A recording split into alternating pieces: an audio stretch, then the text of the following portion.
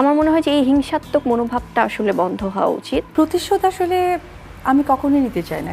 বন্ধুরা, অবিশ্বাস এবং গুগলিকে নিয়ে আলোচনা যেন শেষ হতে চায় না।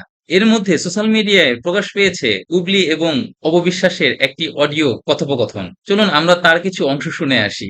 ও মাই গড, যদি সবকিছু স্মুথ থাকতো হয়তো আরো ব্যাপারটা অন্যরকম হতে পারতো। আমার কাছে মনে হয় যে প্রতিশোধ না নিয়ে কথা বলতে শোনা যায় দীর্ঘদিন আগে দুজনের ভিতরে সম্পর্ক কেমন ছিল। 8 দিন বা 8 মাসের জন্য না। আর যদি বলো আর কি মিস করো, সবকিছুই মিস করি। এত ভালো একটা বন্ডিং ছিল আমাদের। বা যখন তোমরাও এটাকে হয়তো ডিফারেন্ট ভাবে একটা ন্যাস্টি ভাবে জিনিসটাকে নিবে, সো এটা খুব আনহেলদি একটা ব্যাপার, যেটা আমার মনে হয় দর্শকরাও জানে।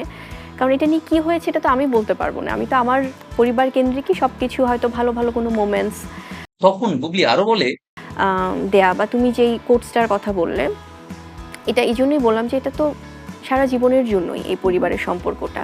আমার মনে হয় যে এই হিংসাত্মক মনোভাবটা আসলে বন্ধ হওয়া উচিত। এর জবাবে অপবিশ্বাস সরাসরি বলেন, প্রতিশোধ আসলে আমি কখনোই নিতে চাই না, কারণ প্রতিশোধ পরায়ণ মানুষরা কখনো ভালো থাকতে পারে জানি না। দ্রুত সব খবর সবার আগে জানতে চ্যানেলটি সাবস্ক্রাইব করে রাখুন দর্শক।